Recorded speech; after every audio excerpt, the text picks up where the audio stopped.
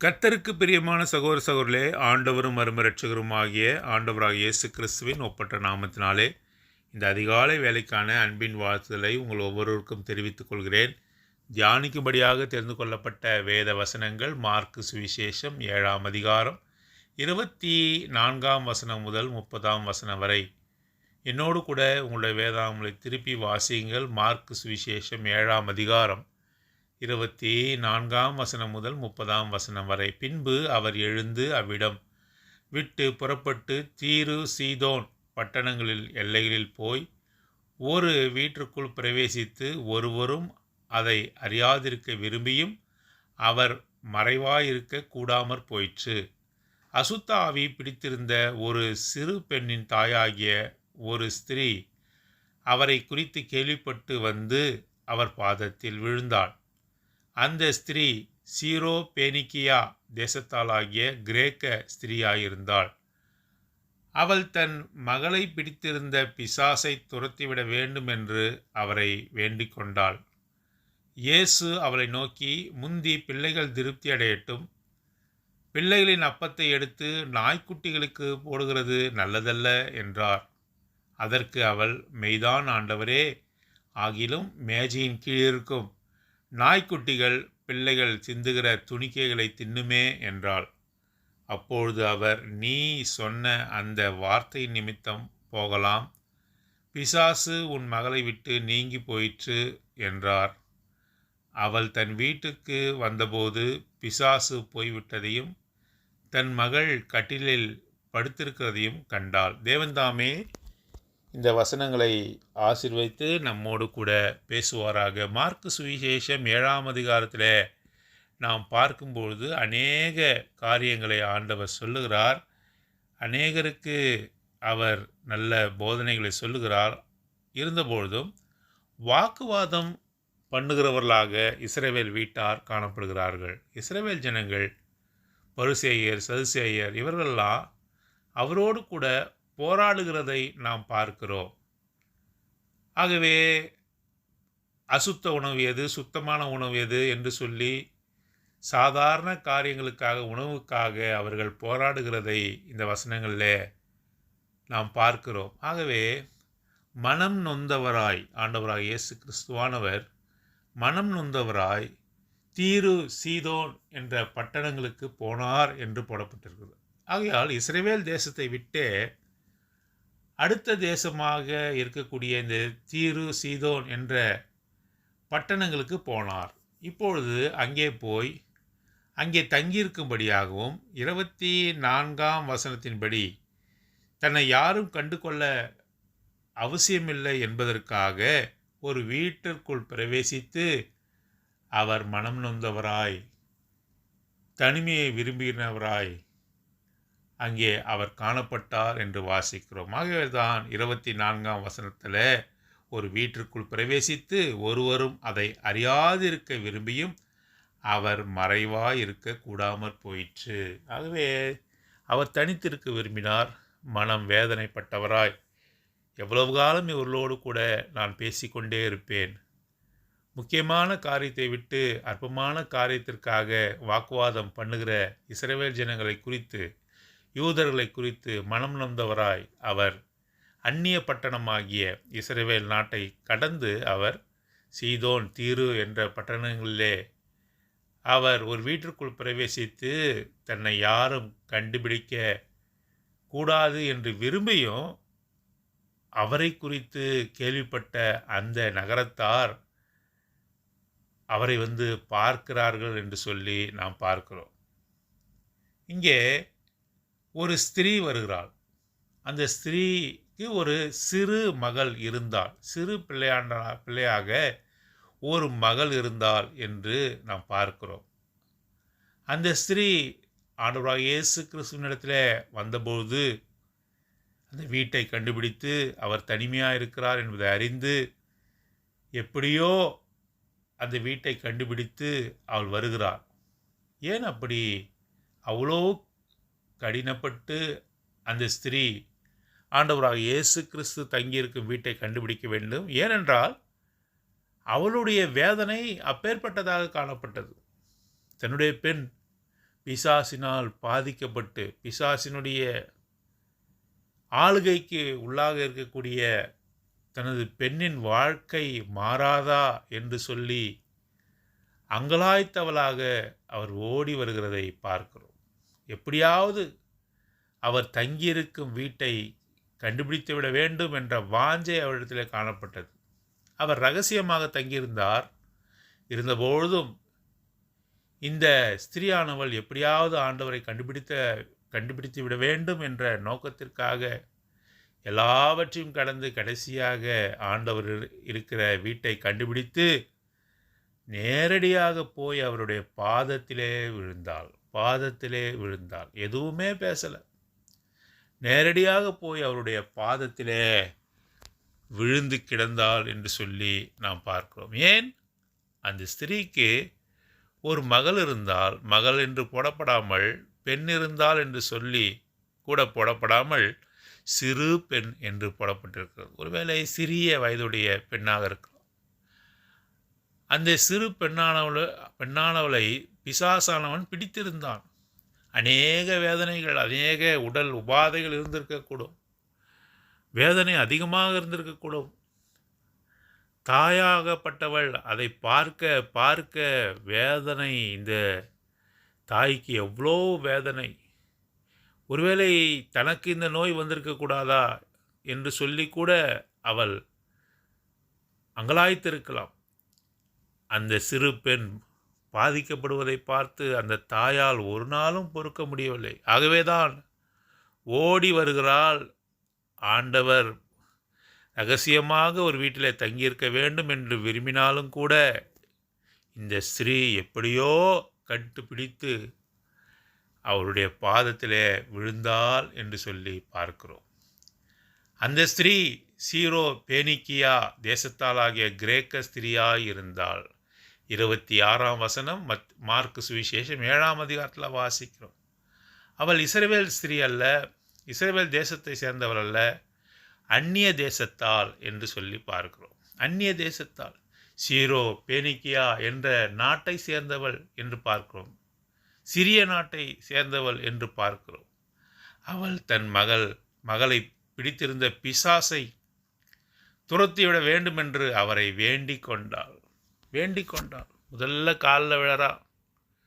ரெண்டாவதாக தன் ஜெபத்தை ஆண்டவருக்கு முன்பாக ஏறெடுக்கிறார். முதல்ல பாருங்கள், தாழ்மை. எப்பொழுதுமே ஆண்டவரிடத்தில் ஜெபத்திற்கென்று வரும்போது, ஜெபத்திற்கு மாத்திரமல்ல, நம் வாழ்க்கை முழுவதுமே தாழ்மையின் சிந்தை காணப்பட வேண்டும். நேரடியாக போய் அவரிடத்திலே பேசாமல் முதலாவதாக காலிலே அவருடைய பாதத்திலே விழுந்தாள் என்று சொல்லி பார்க்கிறோம். முதல்ல தாழ்மை. அந்த தாழ்மையின் சிந்தை இல்லாவிட்டால், அந்த தாழ்மை நம்மிடத்திலே காணப்படாவிட்டால் ஒரு நாளும் தேவனிடத்தில் நெருங்கவே முடியாது. தேவனிடத்தில் ஜெபங்களை ஏறெடுக்க முடியாது. நம்முடைய ஜெபங்கள் கேட்கப்படும் என்ற நிச்சயம் கிடையாது. முதல்ல தாழ்மையின் சிந்தனை. Prayer is always the outcry of helplessness. பாருங்க, உதவியற்ற நாதியற்ற நிலைமையில தான் நாம் ஜெபத்தை ஏறெடுக்க வேண்டும். ஆண்டவரே, இந்த காரியத்தை நானும் செய்வேன், நீரும் எனக்கு உதவி செய்யும் என்பது ஜெபம் அல்ல. ஒரு காரியத்தை குறித்து நாம் ஆண்டவரிடத்தில் ஜெபத்திற்கு போகிறோம். ஆண்டவரே, இந்த மட்டுமாக நான் செய்துவிட்டேன், மீதி காரியத்தை நீர் செய்யும் என்று சொல்வது ஜெபம் அல்ல. Prayer is the outcry of helplessness. என்னாலே எதுவுமே செய்ய முடியாது, நான் ஒரு ஜீரோ, நான் உதவியற்றவன், நான் நாதியற்றவன், என்னாலே இதை செய்ய முடியாத ஆண்டவரே, உம்மால் மாத்திரம்தான் முடியும் என்று சொல்லி ஒப்பு கொடுத்து கேட்பதுதான் ஜெபம். ஆகவே இந்த ஸ்திரியானவள் தன்னுடைய சிறு மகளுக்காக அவ்வளவாக தேவனிடத்தில் தன்னை தாழ்த்துகிறதை பார்க்கிறோம். அவரை வேண்டிக் கொண்டாள். ரெண்டாவதாக அவரிடத்தில் வேண்டிக் கொண்டாள் என்று சொல்லி நாம் பார்க்கிறோம். பாருங்கள், மத்தேயு சுவிசேஷம் 15ஆம் அதிகாரம் 22வது வசனத்தில் இதே சம்பவம் சொல்லப்பட்டு இருக்கிறது. பாருங்க, அப்படி அவள் விழுந்தபொழுது 23வது வசனம், மத்தேயு சுவிசேஷம் 15ஆம் அதிகாரம், அவளுக்கு பிரதியுத்தரமாக அவர் ஒரு வார்த்தையும் சொல்லவில்லை. இப்படி அவள் விழுந்து கிடக்கிறாள். இரண்டாவதாக தனது குரலை உயர்த்தி தாழ்மையோடு கூட ஆண்டவரிடத்தில், என்னுடைய பெண் இப்படியாக பிசாசு பிடித்திருக்கிறாள், அவரை விடுதலை செய்ய வேண்டும் என்று ஆண்டவரிடத்தில் கேட்கும்பொழுது, மத்தேயு சுவிசேஷம் 15ஆம் அதிகாரம் 23வது வசனத்தில் அவளுக்கு பிரதியுத்தரமாக ஒரு வார்த்தையும் சொல்லவில்லை என்று பார்க்கிறோம். அவள் கேட்டுக்கொண்டே இருக்கிறாள், அவரை இறைஞ்சி கொண்டே இருக்கிறாள், அவரிடத்திலே அந்த அற்புதத்தை அவள் எதிர்பார்த்து நிற்கிறாள், தாழ விழுந்து அவரை பணிகிறாள். ஆனாலும் கூட இந்த இடத்திலே போடப்பட்டிருக்கிறது, ஆண்டவராகிய இயேசு கிறிஸ்து ஒரு வார்த்தையும் சொல்லவில்லை. அவள் கேட்டுக்கொண்டே இருப்பது நிமித்தமாக அவருடைய சீஷர்கள் அவரை பார்த்து சொல்கிறார்கள். அப்பொழுது அவருடைய சீஷர்கள் வந்து, இவள் நம்மை பின்தொடர்ந்து கூப்பிடுகிறாளே, இவளை அனுப்பிவிடும் என்று அவரை வேண்டிக் கொண்ட, ஏதாவது ஒரு காரியத்தை சொல்லி இந்த ஸ்திரீயை இங்கிருந்து அனுப்பிவிடும், ஒருவேளை நீ அற்புதத்தை செய்யும், அல்லது அற்புதம் செய்யாவிட்டாலும் பரவாயில்லை, இவளை அனுப்பிவிடும், ஆகவே ஏதாவது செய்யும் என்று சொல்லுகிறார். அப்பொழுது ஆண்டவர் பேசாமல் இருக்கிறார். இது எதை நமக்கு உணர்த்துகிறது? லூக்கா சுவிசேஷம் 18ஆம் அதிகாரத்தில் அந்த விதவையை குறித்து நாம் பார்க்கிறோம். இடைவிடாமல் எப்பொழுதும் ஜெபம் பண்ண வேண்டும் என்பதை குறித்து அவர் ஒரு ஓமையை சொன்னார் என்று ஆரம்பிக்கிறது. லூக்கா சுவிசேஷம் 18:1-2. ஒரு ஊரிலே ஒரு அநீதி உள்ள நியாயாதிபதி இருந்தான். ஒரு விதவை இருந்தால் தனக்கு நியாயம் செய்ய வேண்டும் என்று சொல்லி தொடர்ந்து அந்த அநீதி உள்ள நியாயாதிபதி அவள் வற்புறுத்தினாள் என்று சொல்லிப்பார். மாத்திரமல்ல, இவள் என்னை தொந்தரவு செய்யாதபடி இவளுக்கு நான் நியாயம் செய்வேன் என்று அநீதியுள்ள நியாயாதிபதி சொன்னான். நீதியுள்ள நியாயாதிபதி ஆண்டவர் எப்படி இறங்குவார் என்று ஆண்டவராக இயேசு கிறிஸ்துவானவர் அங்கே சொல்லியிருக்கிறார். ஒரு அநீதியுள்ள நியாயாதிபதியே நியாயத்தை செய்ய வேண்டும் என்று தன்னை தொடர்ந்து வற்புறுத்துகிற அந்த விதவைக்கு அப்படி சொல்வான் என்றால், நீதி உள்ள நியாயாதிபதியாகிய ஆண்டவராகிய தாம் என்ன செய்வேன் என்று அவர் சொல்லுகிறார். ஆகவே அந்த வார்த்தையானது இங்கே நிறைவேறு. தொடர்ந்து அவரை பிடிக்கிறார், தொடர்ந்து மன்றாடுகிறாள். Persistent prayer, perseverance prayer. ஆகவே தொடர்ந்து விடாப்பிடியாக அவரை பிடித்து கொண்டு தனது மகள் சுகமாக வேண்டும், பிசாசிலிருந்து விடுதலை செய்யப்பட வேண்டும் என்று அவள் அழுது புலம்புகிறதை நாம் பார்க்கிறோம். அவர் தாமதித்தாலும் கூட, அவர் பதிலளிக்காத சமயங்களில் கூட தொடர்ந்து அவரை நோக்கி நம்முடைய வேதனை நிமித்தம் நமது காரியமாக அவரிடத்தில் நாம் சென்றிருக்கிறோமா? நம்முடைய காரியம் மாத்திரமல்ல, அழிந்து போகிற ஆத்துமாக்களுக்காக, நம்முடைய சொந்தக்காரர்களுக்காக, ரட்சிப்பை தவறவிட்டவர்களுக்காக, எப்படியாவது ரட்சிக்கப்பட வேண்டும் என்பதற்காக, ஆண்டவருடைய வருகை சீக்கிரமாக இருக்க வேண்டும் என்பதற்காக தொடர்ந்து அவரை இறைஞ்சுகிற, கெஞ்சி நிற்கிற இந்த ஸ்திரீயைப் போல நாம் காணப்படுகிறோமா? அவர் பேசாமல் இருந்தார் என்று சொல்லி நாம் பார்க்கிறோம். மறுபடியும் அவர் சொல்லும் பொழுது 24ஆம் வசனம், மத்தேயு சுவிசேஷம் 15ஆம் அதிகாரத்தில் நாம் வாசிக்கிறோம். அதற்கு அவர், காணாமற் போன ஆடுகளாகிய இஸ்ரவேல் வீட்டாரிடத்திற்கு அனுப்பப்பட்டேனே அன்றி மற்றபடி அல்ல வென்றார். பாருங்க, நான் இஸ்ரவேல் வீட்டிற்காக வந்தேன், நான் இஸ்ரவேல் ஜனத்திற்காக வந்தேன், அவர்கள் வாக்குத்தத்தம் பண்ணப்பட்ட ஜனங்கள் என்று அவர் சொல்லுகிறார். அதைத்தான் அப்போஸ்தலனாகிய பவுலும் கூட இப்படியாக ரோமருக்கு எழுதின நிருபம் 1ஆம் அதிகாரம் 16வது வசனத்தில் சொல்லுகிறார். ரோமருக்கு எழுதின நிருபம் 1ஆம் அதிகாரம் 16வது வசனம், கிறிஸ்துவின் சுவிசேஷத்தை குறித்து நான் வெட்கப்படேன், முன்பு யூதரிலும் பின்பு கிரேக்கரிலும் விசுவாசிக்கிறவன் எவனோ அவனுக்கு ரட்சிப்பு உண்டாவதற்கு அது தேவபலனாய் இருக்கிறது. முன்பு யூதரிலும், first it comes to Jews, இஸ்ரவேல் ஜனங்களுக்கானது. முதல்ல யூதருக்கு அது வருகிறது என்பதை அப்போஸ்தலன் பவுலும் கூட பிற்பாடு எழுதி வைத்திருக்கிறதை நாம் பார்க்கிறோம். ஆகவே இஸ்ரவேல் வீட்டாருக்காக நான் வந்தேன் என்று அவர் சொல்லுகிறார். அப்பொழுது அவள் வந்து, ஆண்டவரே எனக்கு உதவி செய்யும் என்று அவரை பணிந்து கொண்டாள். அவர் பேசாமல் இருந்தார் என்று வாசிக்கிறோம்.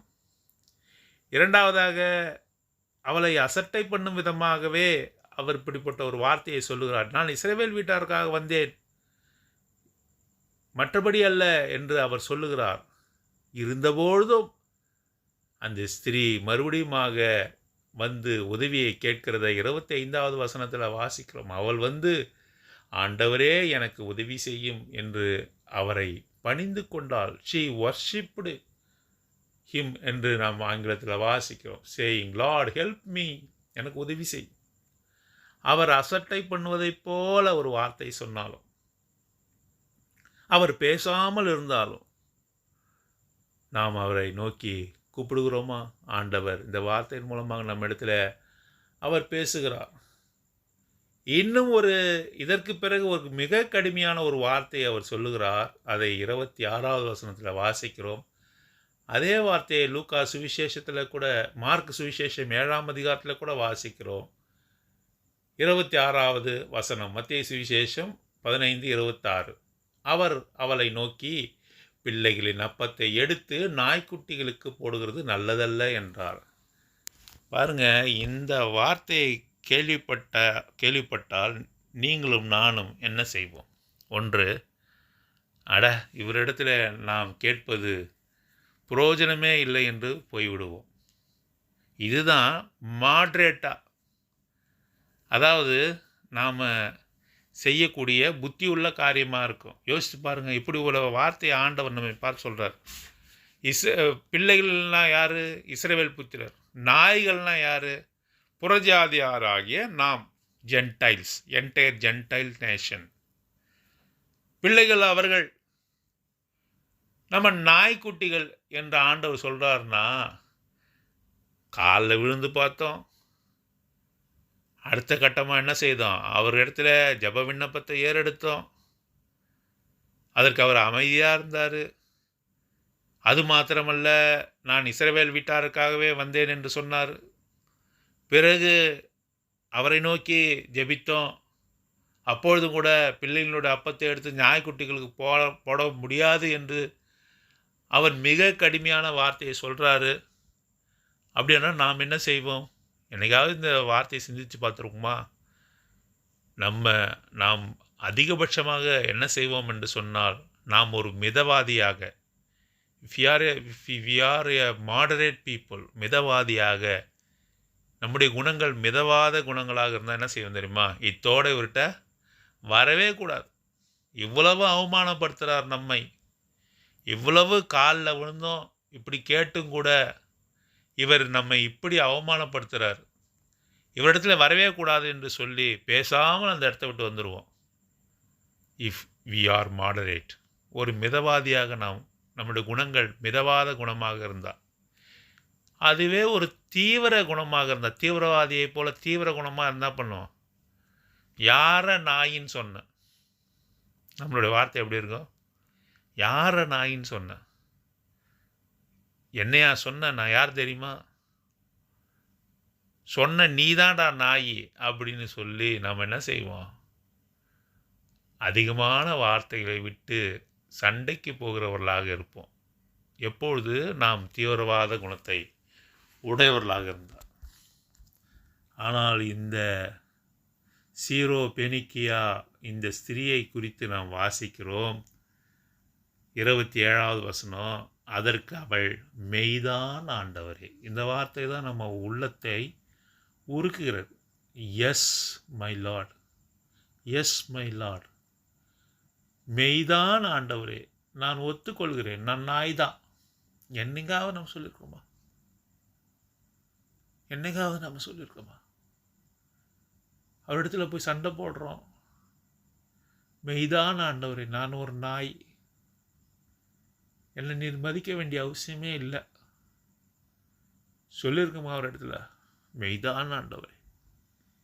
ஆயிலும் நாய்க்குட்டிகள் தங்கள் எஜமான்களின் மேஜிலிருந்து விழும் துணிக்கைகளை தின்னுமே என்றார். நாய்தான் ஆண்டவர். மேஜையில் கீழே வருகிற துணிக்கைகளை தின்னுமே என்று நாம் சொல்லியிருக்கிறோமா? ஆண்டவரே, நாய்தான். எந்த அளவீடிலும் நான் உம்முடைய பிள்ளையாகவே முடியாது.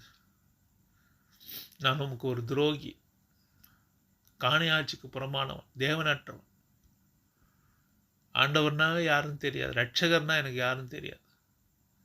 நான் இருளின் பிள்ளை, கோபாக்கினின் பிள்ளை, பிசாசுக்கென்றும் நியமித்திருக்கிற நரகத்திற்கு ஏதுவானவன். ஆனாலும் நாய்தான் ஆண்டவரே நான். Yes Lord, I am a dog. மேஜிலிருந்து விழுகிற இந்த துணிக்கைகளை இந்த நாய் சாப்பிடலாமே. அதற்கு அவளுக்கு பிரதித்திரமாக, ஸ்திரீயே, உன் விசுவாசம் பெரியது, நீ விரும்புகிறபடி உனக்கு ஆகு கடவது என்றார். அந்நேரமே அவள் மகள் ஆரோக்கியமானாள். ஏன் இப்படி அந்த ஸ்திரீயை சோதிக்கிறா பாருங்க. முதல்ல வந்த உடனே அவள் காலில் போய் விழுறார். அவருடைய காலில் அவள் விழுகிறாள். இது ஒருவேளை ஆக்ஷனாக இருக்கலாம், யாராவது சொல்லி அனுப்பியிருக்கலாம், அல்லது உணர்ச்சி மேலிட்டு காலில் விழலாம். அவருடைய விசுவாசத்தை சோதிக்கும்படியாக, சீஷர்கள் அதை அறிந்து கொள்ளும்படியாக அவர் என்ன செய்கிறார்? திரும்பவுமாக அவரை அசட்டை பண்ணுகிறார். அந்த அசட்டையை பொருட்படுத்தாமல், ஆண்டவரே நீர் எனக்கு உதவி செய்ய வேண்டும் என்று சொல்கிறார். இன்னும் கூட அதிகமான ஒரு அழுத்தத்தை கொடுக்கிறார். நாய்க்குட்டிகளுக்கு அப்பத்தை போட முடியாது என்று சொல்கிறார். மேஜையிலிருந்து விழுகிற அந்த அப்ப துணிக்கைகளை நாய்க்குட்டிகள் தின்னுமே என்று சொல்கிறார்.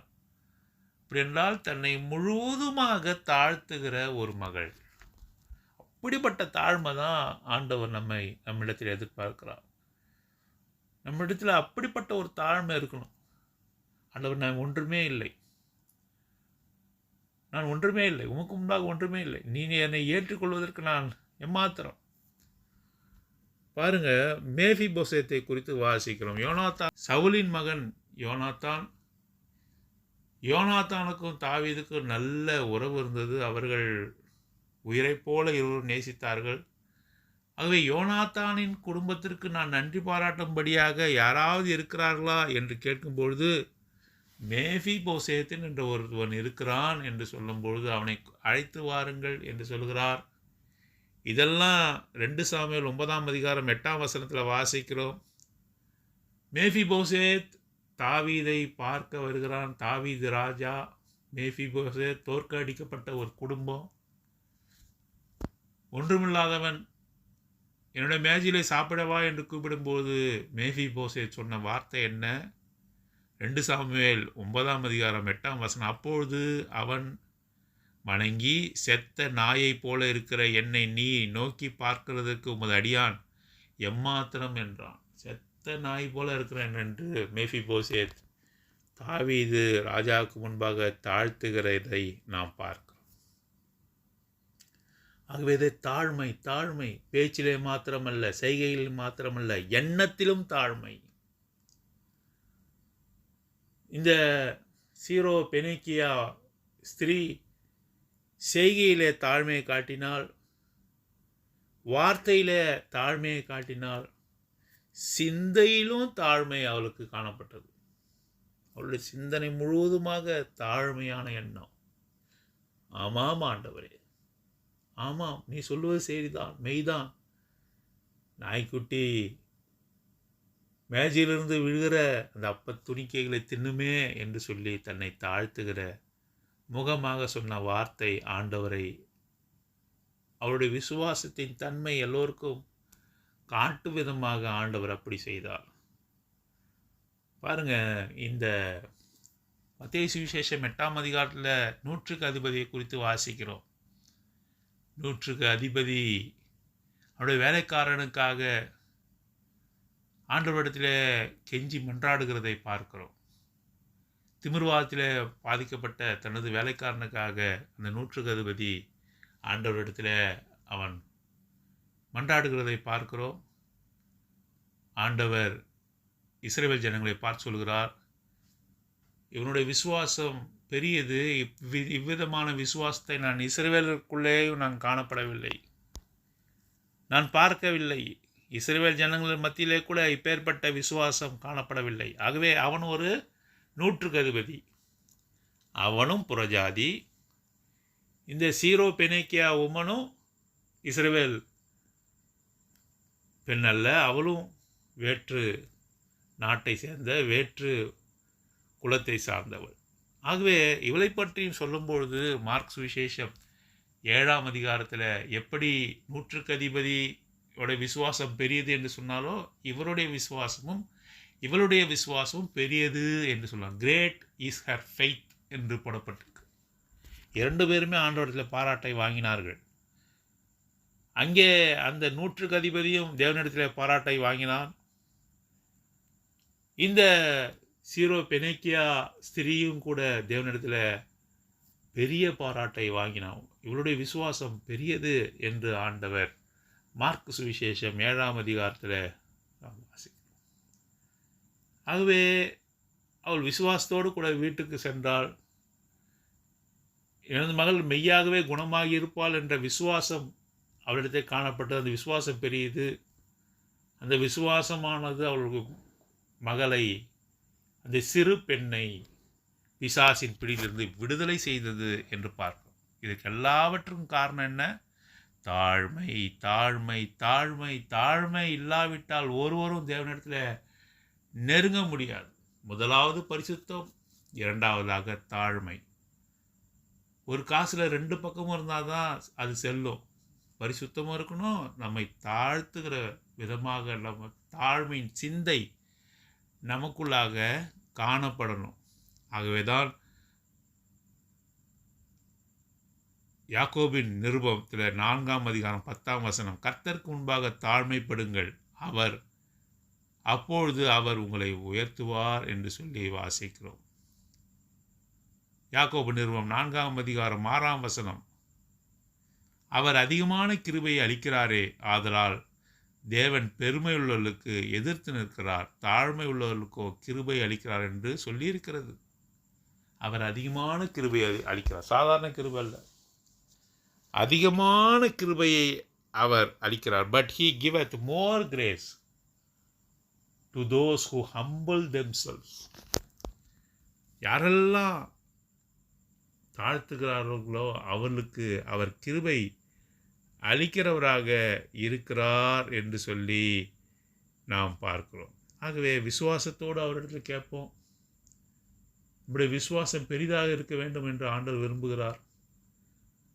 நம்மை சோதனைக்குள்ளாக அவர் கொண்டு சென்றாலும், நம்முடைய ஜெபத்திற்கு அவர் விட்டாலும் கூட, கண்டும் காணாதவரை போல காணப்பட்டாலும், எப்படி இந்த ஸ்திரீ இடத்துல அவள் கூப்பிடுகிறாள், ஆண்டவரை நோக்கி அழுது புலம்புகிறாள், அவர் பேசாமல் இருந்தார் என்ற வார்த்தை இருக்கிறது.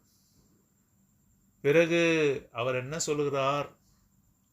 நான் இஸ்ரவேல் வீட்டாருக்காகவே வந்தேன், மற்றபடி அல்ல என்கிறார். அப்பொழுதும் அவள் ஆண்டவரை பணிந்து கொண்டு மேலும் அதிகமாக கூப்பிடுகிறாள்.